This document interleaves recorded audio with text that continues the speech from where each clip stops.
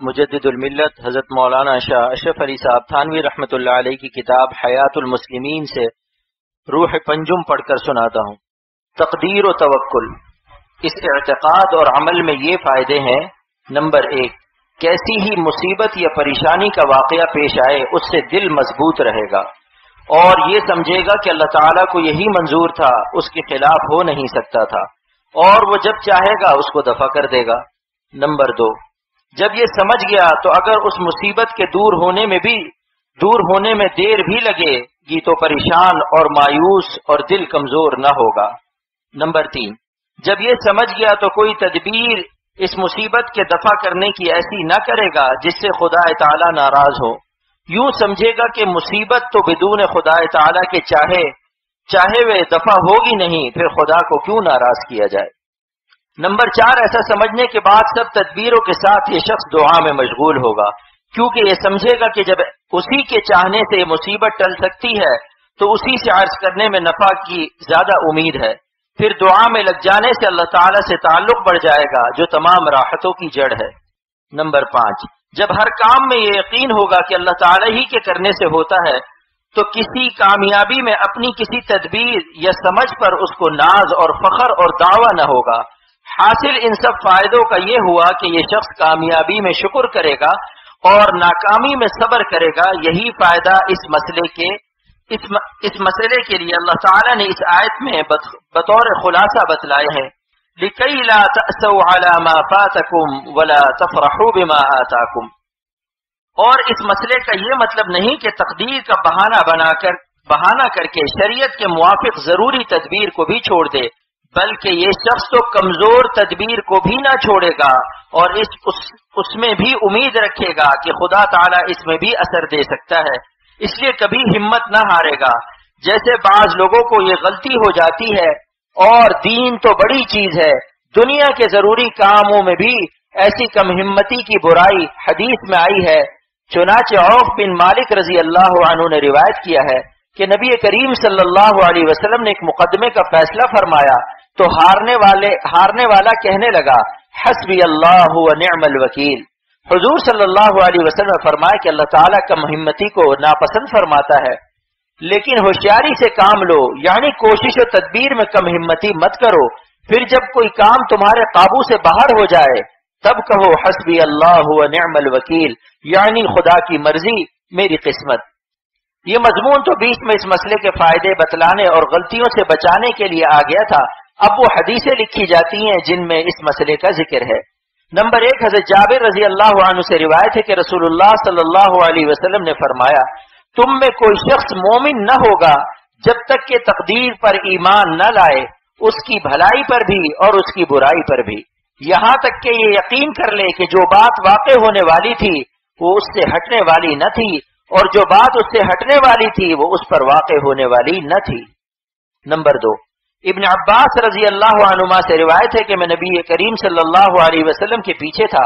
آپ نے مجھ سے فرمایا، اے لڑکے، میں تجھے چند باتیں بتلاتا ہوں، اللہ تعالیٰ کا خیال رکھ، وہ تیری حفاظت فرمائے گا۔ اللہ تعالیٰ کا خیال رکھ، تو اس کو اپنے سامنے یعنی قریب پائے گا۔ جب تجھ کو کچھ مانگنا ہو اللہ تعالیٰ سے مانگ، اور جب تجھ کو مدد چاہنی ہو تو اللہ تعالیٰ سے مدد چاہ، اور یہ یقین کر لے کہ تمام گروہ اگر اس بات پر متفق ہو جائے کہ تجھ کو کسی بات سے نفع پہنچا دیں تو تجھ کو ہرگز نفع نہیں پہنچا سکتے بجز ایسی چیز کے جو اللہ تعالیٰ نے تیرے لیے لکھ دی تھی، اور اگر وہ سب اس بات پر متفق ہو جائیں کہ تجھ کو کسی بات سے ضرر پہنچا دیں تو تجھ کو ہرگز ضرر نہیں پہنچا سکتے بجز اس چیز کے جو اللہ تعالیٰ نے تیرے لیے لکھ دی تھی۔ نمبر 3، حضرت ابو درداء رضی اللہ عنہ سے روایت ہے کہ اللہ تعالیٰ نے تمام بندوں کی 5 چیزوں سے فراغت فرما دی ہے، اس کی عمر سے اور اس کے رزق سے اور اس کے عمل سے اور اس کے دفن ہونے کی جگہ سے اور اس سے کہ انجام میں سعید ہے یہ شقی ہے۔ نمبر 4، حضرت معاویہ رضی اللہ عنہ سے روایت ہے کہ رسول اللہ صلی اللہ علیہ وسلم نے فرمایا، کسی ایسی چیز پر آگے مت بڑھ جس کی نسبت تیرا یہ خیال ہو کہ میں آگے بڑھ کر اس کو حاصل کر لوں گا، اگرچہ اللہ تعالیٰ نے اس کو مقدر نہ کیا ہو، اور کسی ایسی چیز سے پیچھے مت ہٹ جس کی نسبت تیرا یہ خیال ہو کہ وہ میرے پیچھے ہٹنے سے ٹل جاوے گی، اگرچہ اللہ تعالیٰ نے اس کو مقدر کر دیا ہو۔ یعنی یہ دونوں گمان غلط ہیں، بلکہ جو چیز مقدر نہیں وہ آگے بڑھنے سے بھی حاصل نہیں ہو سکتی، اس لیے اس گمان سے آگے بڑھنا بیکار، اور اسی طرح جو چیز مقدر ہے وہ ہٹنے اور بچنے سے ٹل نہیں سکتی، اس لیے اس گمان سے بچنا بیکار ہے۔ نمبر 5، حضرت ابو ہریرہ رضی اللہ عنہ سے روایت ہے کہ رسول اللہ صلی اللہ علیہ وسلم نے فرمایا کہ اپنے نفع کی چیز کو کوشش سے حاصل کرو اور اللہ تعالیٰ سے مدد چاہ اور ہمت مت ہار۔ اگر تجھ پر کوئی وقت پڑ جائے تو یوں مت کہہ اگر میں یوں کرتا تو ایسا ایسا ہو جاتا، لیکن ایسے وقت میں یوں کہہ کہ اللہ تعالیٰ نے یہی مقدر فرمایا تھا اور جو اس کو منظور ہوا اس نے وہی کیا۔ یہاں تک کہ حدیثیں جمع الفوائد سے نقل کی گئی ہیں، ان حدیثوں میں زیادہ تقدیر کا بیان تھا، آگے وہ آیتیں اور حدیثیں ہیں جن میں زیادہ توکل اور کچھ تقدیر کا بیان ہے۔ نمبر 6،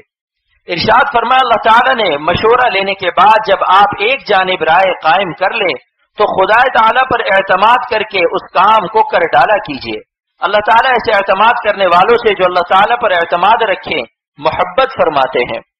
یعنی اس سے بڑھ کر اور کیا دولت ہوگی کہ خدا تعالیٰ پر بھروسہ رکھنے والوں سے اللہ تعالیٰ کو محبت ہے۔ جس شخص سے خدا تعالیٰ کو محبت ہو اس کی فلاح میں کسی کو شبہ ہو سکتا ہے؟ اور اس آیت سے یہ بھی معلوم ہوا کہ توکل کے ساتھ تدبیر کا بھی حکم ہے، کیونکہ مشورہ تو تدبیر ہی کے لیے ہوتا ہے، البتہ تدبیر پر بھروسہ نہ کرنا چاہیے، بلکہ تدبیر کر کے بھی بھروسہ خدا ہی پر ہونا چاہیے۔ نمبر 7، ارشاد فرمایا اللہ تعالیٰ نے کہ یہ ایسے مخلص لوگ ہیں کہ بعض لوگوں نے جو ان سے آ کر کہا کہ ان لوگوں نے یعنی کفار مکہ نے تمہارے مقابلے کے لیے بڑا سامان جمع کیا ہے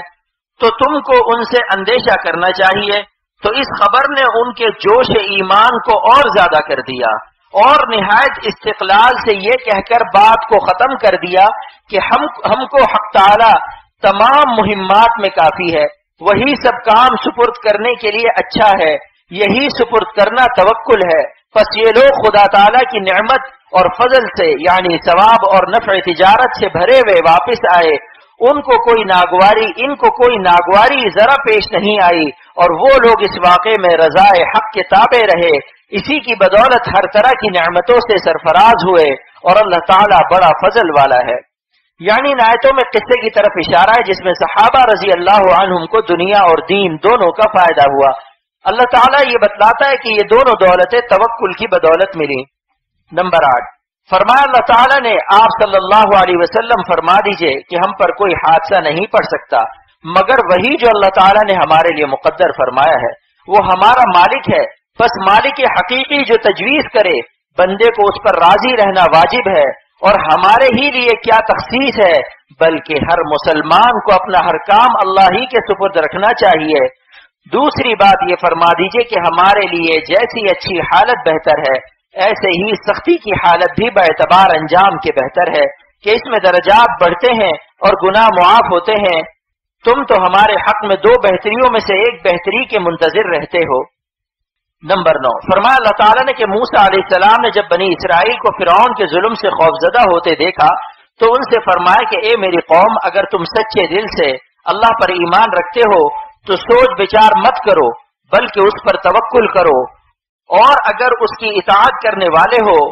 انہوں نے جواب میں عرض کیا کہ ہم نے اللہ ہی پر توکل کیا۔ اس کے بعد اللہ تعالیٰ سے دعا کی کہ ہمارے پروردگار ہم کو ان ظالم لوگوں کا تختہ مشق نہ بنا، ہم کو اپنی رحمت کے صدقے ان کافر لوگوں سے نجات دے، یعنی جب تک ہم پر ان کی حکومت مقدر ہے ظلم نہ کرنے پائیں پھر ان کی حکومت ہی کے دائرے سے نکال دیجئے۔ یعنی اس سے معلوم ہوا کہ توکل کے ساتھ دعا زیادہ مفید ہوتی ہے۔ نمبر 10، فرمایا اللہ تعالیٰ نے جو شخص اللہ تعالیٰ پر توکل کرے گا تو اللہ تعالیٰ اس کے کام بنانے کے لیے کافی ہے، اور یہ کام بنانا عام ہے ظاہراً ہو یا صرف باطناً۔ یعنی دیکھیے توکل پر کیسا عجیب وعدہ فرمایا ہے، اور اصلاح باطن اس وقت تو معلوم نہیں ہوتی مگر بہت جلد سمجھ میں آ جاتی ہے۔ نمبر 11، حضرت سعد رضی اللہ عنہ سے روایت ہے کہ رسول اللہ صلی اللہ علیہ وسلم نے فرمایا آدمی کی سعادت یہ ہے کہ اللہ تعالیٰ نے جو اس کے لیے مقدر فرمایا اس پر راضی رہے، اور آدمی کی محرومی یہ ہے کہ خدا تعالیٰ سے خیر مانگنا چھوڑ دے، اور یہ بھی آدمی کی محرومی ہے کہ خدا تعالیٰ نے جو اس کے لیے مقدر فرمایا اس سے ناراض ہو۔ نمبر 12، حضرت عمرو بن العاص رضی اللہ عنہ سے روایت ہے کہ رسول اللہ صلی اللہ علیہ وسلم نے فرمایا کہ آدمی کا دل تعلقات کے ہر میدان میں شاخ شاخ رہتا ہے، سو جس نے اپنے دل کو ہر شاخ کے پیچھے ڈال دیا اللہ تعالیٰ اس کی پرواہ بھی نہیں کرتا، خواہ وہ کسی میدان میں ہلاک ہو جائے۔ اور جو شخص اللہ تعالیٰ پر توکل کرتا ہے اللہ تعالیٰ سب شاخوں میں اس کے لیے کافی ہو جاتا ہے، یعنی اس کو پریشانی اور مشکلیں نہیں ہوتی۔ یہ دو حدیثیں مشکاۃ شریف میں ہیں۔ نمبر 13، حضرت عمران ابن حسین رضی اللہ عنہ سے روایت ہے کہ رسول اللہ صلی اللہ علیہ وسلم نے فرمایا جو شخص اپنے دل سے اللہ تعالیٰ ہی کا ہو رہے، اللہ تعالیٰ اس کی سب ذمہ داریوں کی کفالت فرماتا ہے اور اس کو ایسی جگہ سے رزق دیتا ہے کہ اس کا گمان بھی نہیں ہوتا، اور وہ شخص دنیا کا ہو رہے اللہ تعالیٰ اس کو دنیا ہی کے حوالے کر دیتا ہے۔ نمبر 14،